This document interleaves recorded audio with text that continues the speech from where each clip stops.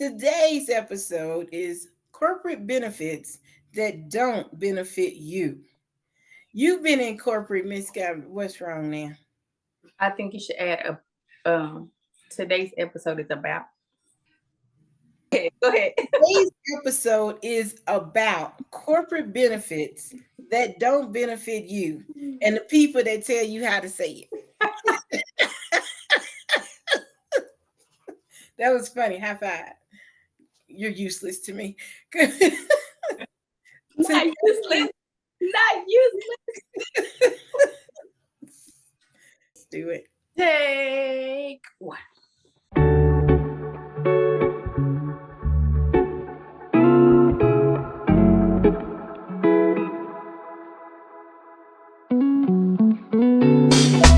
Okay. Today's episode is about corporate benefits that don't benefit you. Miss G, I know you have some experience with this. Why don't you start? Listen, I have plenty of experience with this. I actually experienced that in my previous job before I became an entrepreneur. With dispatching, there were a lot of rules that were not beneficial at all. One of them being, I know when I was pregnant with my oldest daughter, I was working 8-hour shifts, which is a full 40-hour work week, literally up until the day before I had her. And when I came back, I was working 4 hours because I was nursing and a new mom transitioning back into working. And I remember coming back with a doctor's note saying that I will be working 4 hours for a certain amount of time. And they literally told me that I didn't qualify to work those part-time hours because I worked part-time before I had her. And I was like, well, how does that work when I was working 8 hours? I was working a 40-hour work week, and that is full time. And they were like, well, because you couldn't work 12 hours, then they didn't consider it full time. They considered it part time. And so to give you reference, I was on mute. To give reference, when I was 9 months pregnant, I went to my doctor specifically to say, could they give me a note saying I couldn't work 12 hours because I wasn't sleeping well. And if you know anything about the dispatch world, you know, officers could take off running after somebody at any second. They could get to an accident. It's a high risk job. So having pregnancy brain and not getting sleep, those two things together could be a liability. And so I didn't want to ever put myself nor an officer in a situation to where I wouldn't be able to know either what I'm supposed to be doing or where they are or the proper measures to take because I hadn't slept the night before. So the purpose of that was to make sure no one got hurt. And so being that I was 9 months pregnant and uncomfortable because this human being is full size and ready to come out any day, like, okay, the fact that I could still work 8 hours, that in itself was a miracle because my sleep pattern was I was maybe getting 4 hours of sleep, if that, and trying to function on that 4 hours for the next 8 hours. Yeah. So I felt like me working 8 hours, I'm not gonna say it was a courtesy, but I know being pregnant, I didn't have to work those 8 hours. However, once I came back and they basically told me, well, those 8 hours don't mean anything because you couldn't work 12. It was a slap in the face. Like, and at this point, I had been at this job for almost 8 years. And for you to say that you working 8 hours is not enough. It's not good enough. Based on our rules, because you were not available to work 12 hours, you're not working a full work week. And the last time I checked, 40 hours was a full work week. Anything outside of that is more than a full work week. Yeah, it should be time and a half. Correct. Correct. Depending, that means you definitely need to know the company policies. Absolutely. And the one thing that I learned in that situation is every company has policies, but know that those policies are not to benefit you. Those policies are to benefit and cover the company. In the event that they terminate you, in the event that they discipline you, even if it doesn't make sense to you, in their policy states that we can subject you to this whenever we want to. That's the purpose of their policy. So it is very important to know your company's policy, because anytime they try to run over you, or anytime they treat you unjustly, you may feel like, oh, this doesn't make sense. Or especially being a new mom, it's like, what are you saying? What do you mean? I was working part-time, and I was working hours that I really didn't want to work because I was uncomfortable. Yeah. Listen, the process should let you know that you always need to be on your P's and Q's, and never assume that the benefits, regardless of how good they may seem, never assume that they are for you, because they are not put in place to protect you. They are put in place to protect the company. I think we've definitely been conditioned as a society to believe that that's really one of the reasons you get a quote unquote good job, is because, hey, the benefits are going to help take care of you and your family and help you build the American dream. It does not seem to build any of that anymore. It doesn't. But the question is, did it ever really build it? Because when you think about back in the day, when quote unquote good jobs were a thing, you look at people that worked at the post office. There are plenty of people that have retired from the post office, and they say, oh, they love their job. But look at the conditions they work in. Yeah. Look at how many people have been chased down by animals. How many people have been attacked by animals because of the conditions that your job put you in, to turn around and tell you you should be thankful for this job. Yeah. It don't matter that you've been attacked by this pit bull. It don't matter that you have to go to this house every day that has a Rottweiler that chases you for 3 blocks. That's irrelevant, because at the end of the day, this job has good benefits. So whatever you have to do in the meantime, you just need to get over it. That doesn't make sense to me. Well, I know, and you definitely are. Well, you did have. There was a time when you thought that was the right thing, and that, having that job, or having, a job with benefits was good. It's hard for me to see that side of you because I've never known that side of you. That side was pre-husband and pre-baby. So once the dynamic of my life shifted and my responsibility shifted, then what was important, like what was needed of me, changed. And once there are other people dependent on you, the things that this job is telling you should be thankful for, they no longer look as promising. They no longer look as rewarding. That no longer seems like a benefit, because now I have someone dependent on me, and this person is more important than anybody's job. But when it was just me, working 12 hours was nothing. And considering I was young and spry in my prime, what I don't need all these hours of sleep. Right. Really could go out the night before, get home at 5:30 in the morning, and need to be leaving by 6:15 to be at work by 6:30, and I would be just fine. But once this body turned 30 and I pushed out a human being, that wasn't gonna fly no more. So getting sleep was necessary. Yeah. And having a newborn that's not sleeping through the night, that I am nursing, listen, that changed. Growing a human being, even before that, growing a human being that's not sleeping through the night, that's making me uncomfortable so she can get comfortable. Listen, sleep dynamics change. Yes. Now, I would say, I remember, and this was a pre-college degree job. I was working at a Baptist church daycare. I believe that's where I was. In the year of our Lord, 19 something. But I can remember insurance. Oh my gosh. To me, that was some good insurance. I would go to the doctor. This wasn't too far away. When I say this price, this was not the Ice Age. Wasn't that to the doctor? My copay was $5. No, that was a while ago. No, that was a while ago. Yeah, no. That is why our preference I was until you set the price. That was a while ago. Because I never saw those days. That's not my fault. That is not my fault. That was some good insurance. It's not what I can say. Yeah, it's higher now, but when I worked in corporate, my copay was either $30 or $35. Mm.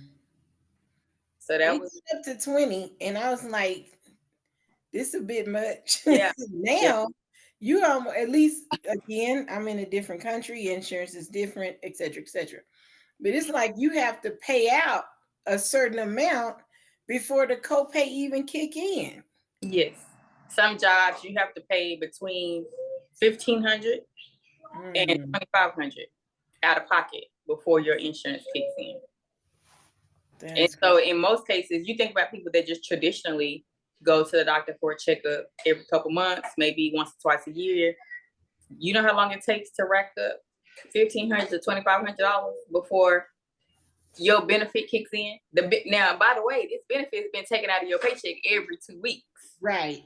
faithfully, with no problem. However, you don't get access to it until you basically prove to them that you really need this medical attention That you paying for. that you're already paying for. But I need you to pay just a little bit more before I sign off on you getting these x-rays for this broken foot. Yeah, I had to recently go.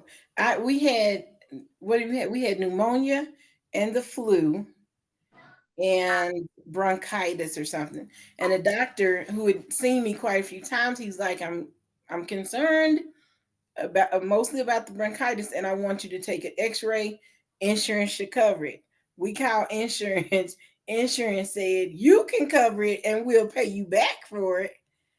It's so like all of these things that we look at as benefits are not benefiting us.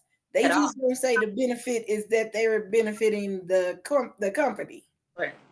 Right. You know, because some people might say in this situation, well, at least you have insurance. It doesn't really feel like you have insurance when you're choosing doctor's appointment or pray it through. Doctor's appointment or groceries, medicine or food or light bill paid or whatever. That does not feel beneficial.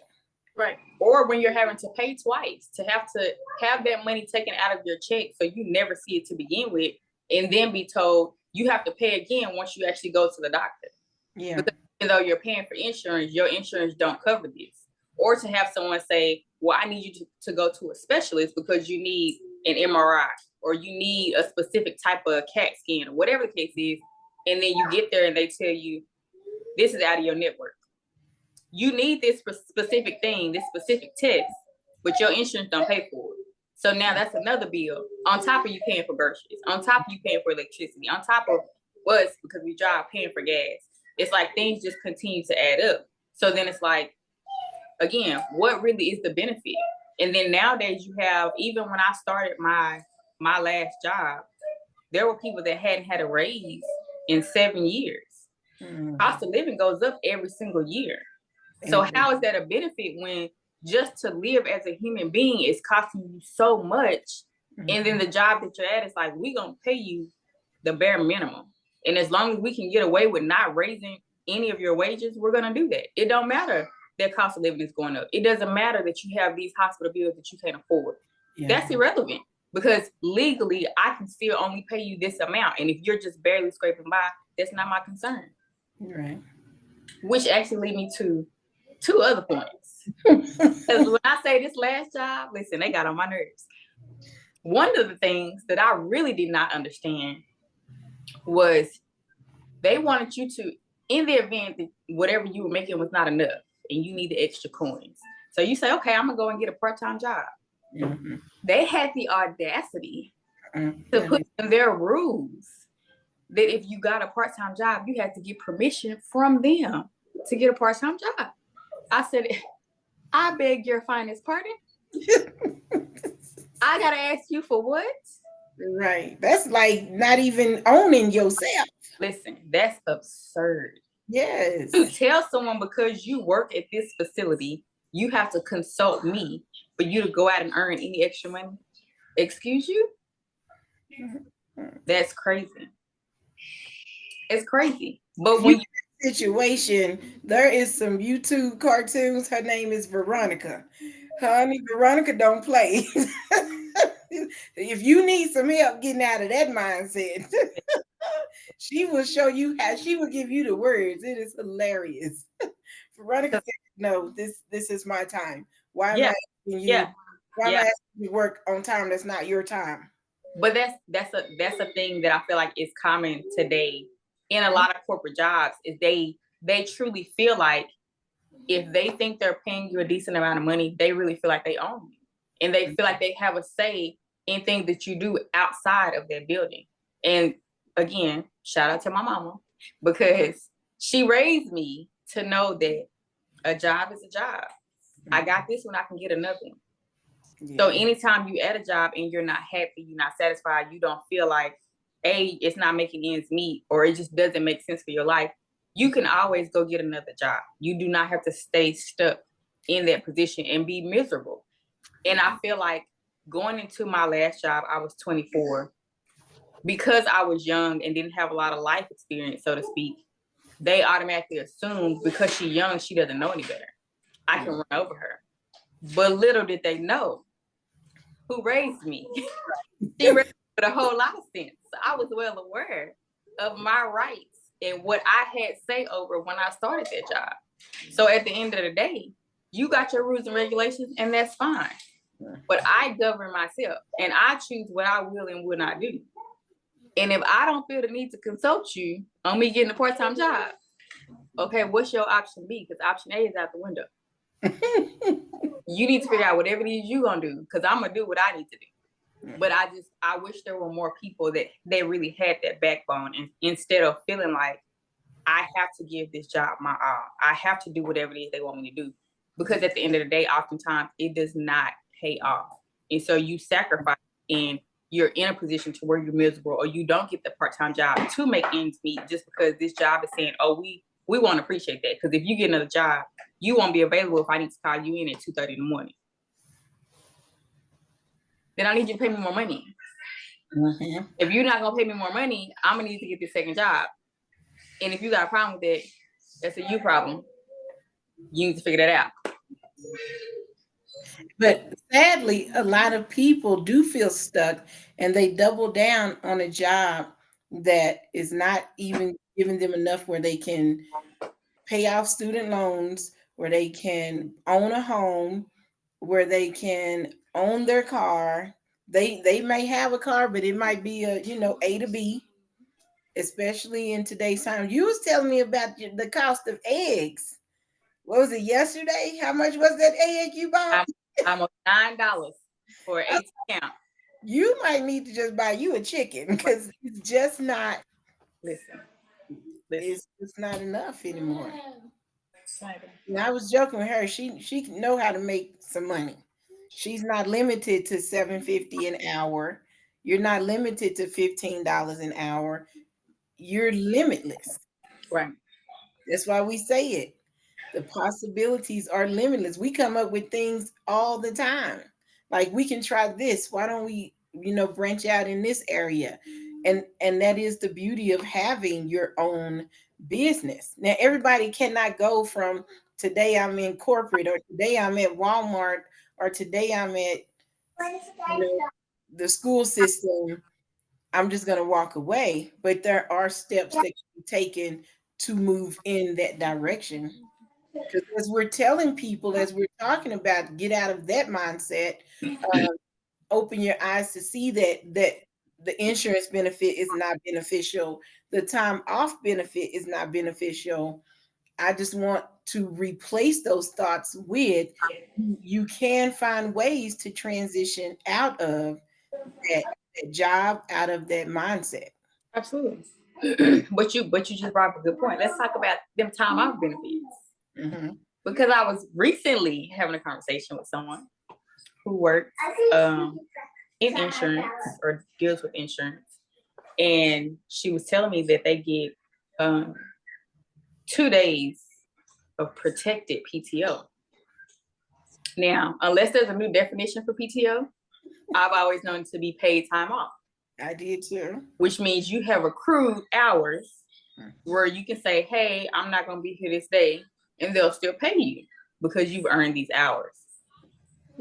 Now, what is mind boggling to me is if I've accrued these hours, why do I need protected PTO? Why is PTO not sufficient? And of 365 days, what is 2 days going to do? Yeah, because that's not even the duration of the cold. Exactly. Exactly. So what do those 2 days of protected PTO, how really is that a benefit? And then for the regular PTO, because I asked her, if you have PTO, why do you need protected PTO? And she said, well, if I take PTO, even though I have the hours, it's considered an occurrence, which.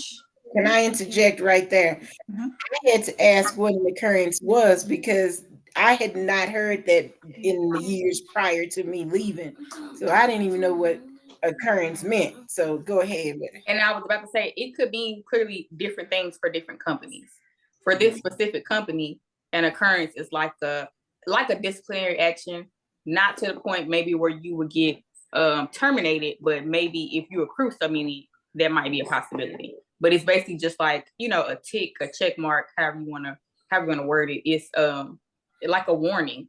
So I'm assuming in the event that you have so many occurrences that could either lead to suspension or lead to termination or lead to further disciplinary action.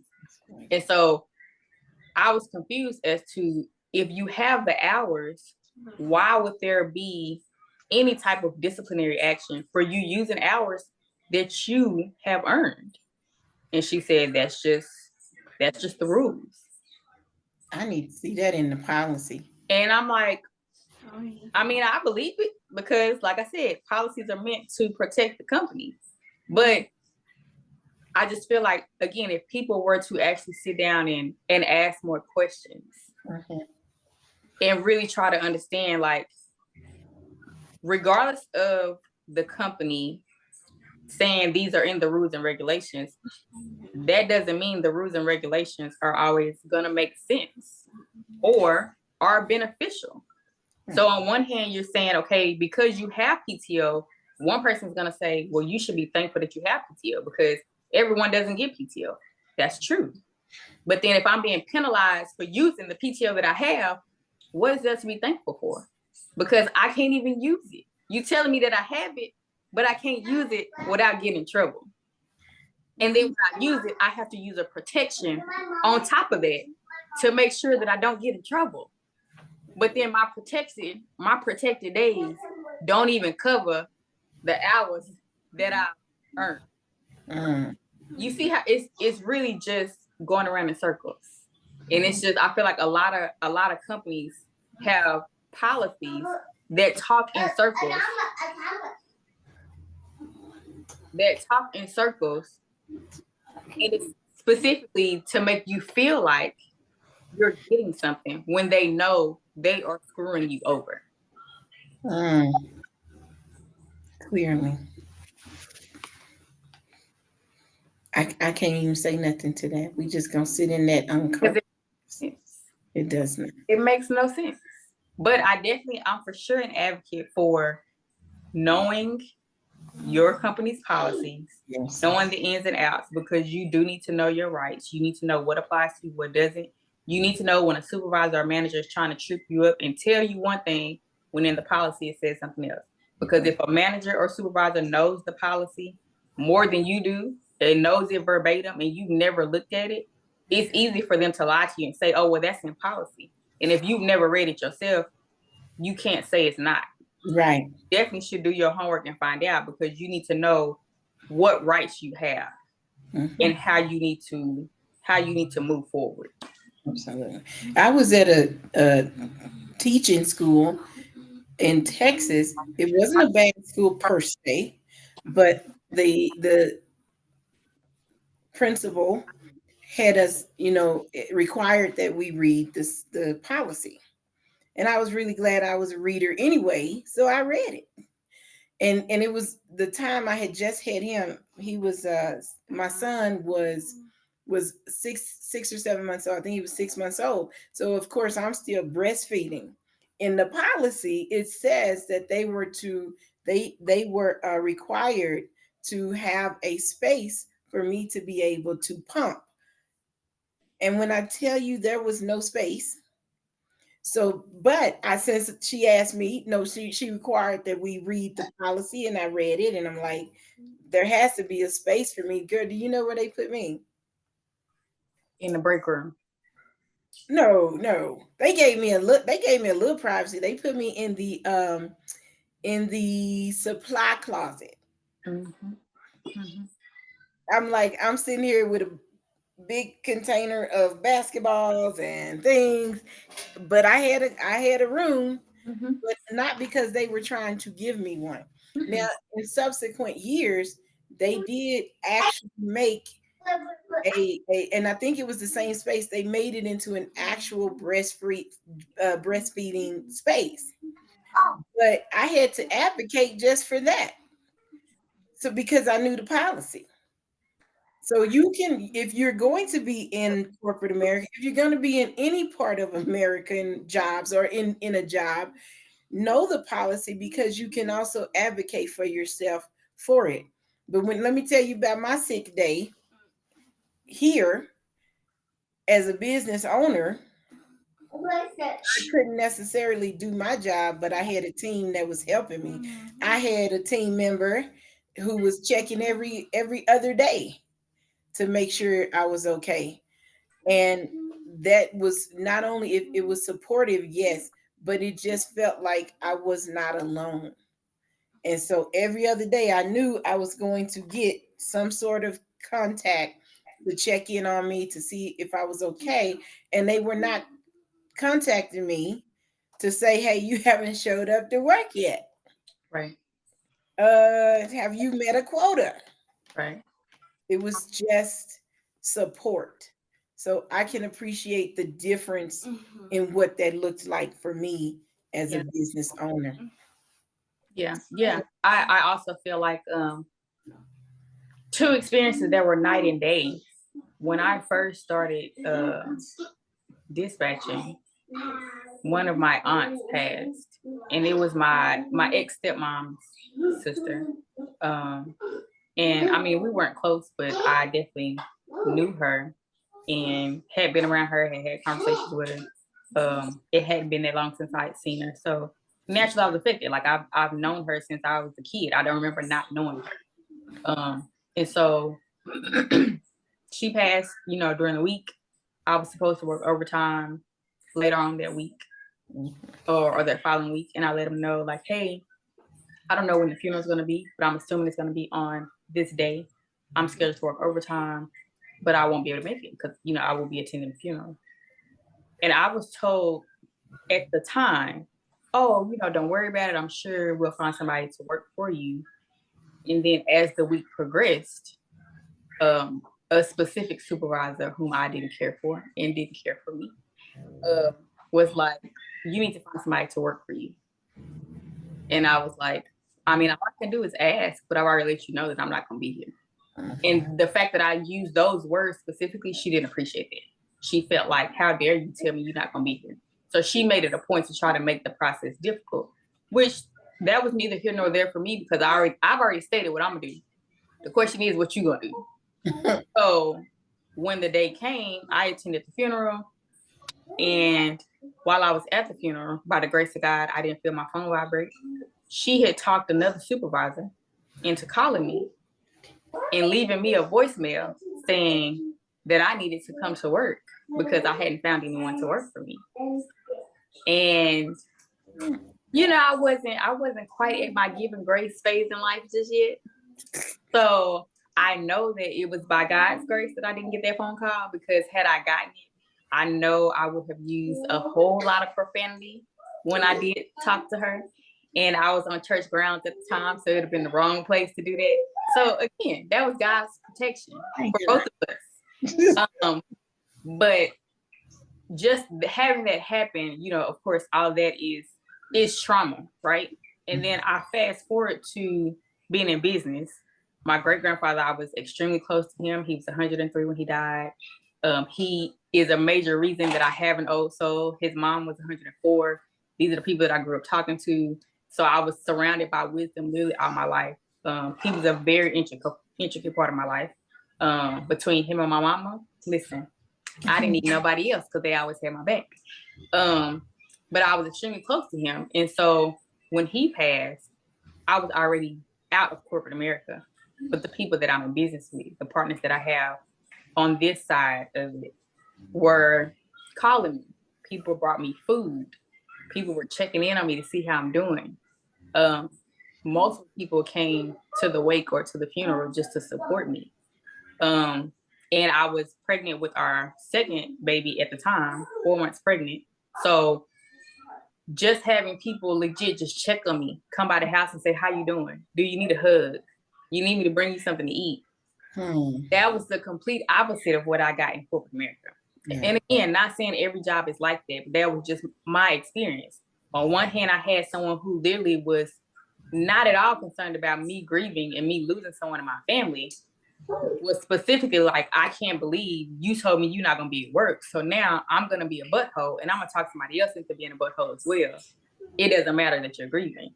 And then on the flip side, as a business owner and having a teamship, having a community around you that is legit there for you in every capacity and doing life with you.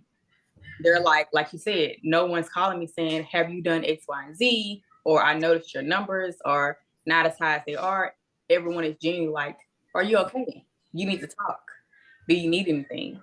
And I really feel like, for me, the community that I'm now a part of, I feel like is very reminiscent of how I grew up and the wisdom that I was around and the community that I was raised in, because I was raised around old people who are constantly helping. And so to be in a community of people that genuinely care about how you're doing and want to help in whatever way they can, it makes no sense for me not to give that back to other people. Because that's all I know. That's who I am. So then to meet other people that do the same thing that I've been doing all my life, because that's my foundation, I absolutely, hands down, will choose this community and this environment over the one I came from any day. Because the one I came from didn't care about me. They cared about the bottom line. We need a butt in a seat. Regardless of what life you got going on, we need you to be here. You need to put all that life on the back burner and you need to be here. You need to show up for this job. But at the end of the day, this family that I had prior to this job, if I lose somebody in my family and you see that I'm visibly hurt, it's one thing for me to lose somebody I don't really know, which doesn't affect me, then I'm really just using it as an excuse. But if I come to work crying the whole shift, and I'm giving you all the updates as I get them and let you know well in advance, what you really got an issue with? What's really the problem? The problem is you don't have the control of me that you thought you should have. And because of that, you took it personal, and now you have a personal vendetta to try to just make my life difficult. But in this other community, it's like, listen, don't worry about nothing else. Are you okay? Have you eaten today? Because you are pregnant. I know this is a lot. How are you doing? And to just care about your genuine well-being. Yeah. Listen, night and day experience.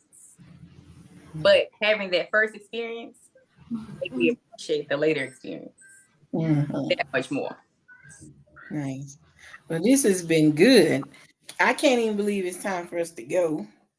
Really? Yeah. We've been talking that long. I set timers. No.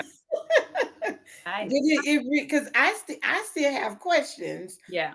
But we don't want to overwhelm them. Right. I'm going to leave this food for thought. Do you think, and I know what I think my answer is, do you think those managers that think they are in these powers of position are also just conditioned to be running that area, but they really don't have any real power? Like they're just as conditioned as the quote unquote employees. I absolutely do think that is the case a lot of times. And then I also think we live in a world where people are really bad about saying, well, because I did this when this happened to me, you should be able to do the same. Oh, well, since I've been working here, my mom has died and I never missed a day. That ain't got nothing to do with me. I've heard that before. Yeah, you have some people that genuinely think that because they responded a certain way, you have no excuse. You should respond the same way. And you can absolutely not judge someone based on how you responded to something, because you don't know that dynamic. You don't know that relationship. You don't know if this person raised me from the time that I was 2. You don't know. So even if you say that you still showed up to work after something tragic happened, that doesn't give you the right to say that I should do the same. And so I feel like you have a lot of people that absolutely are conditioned,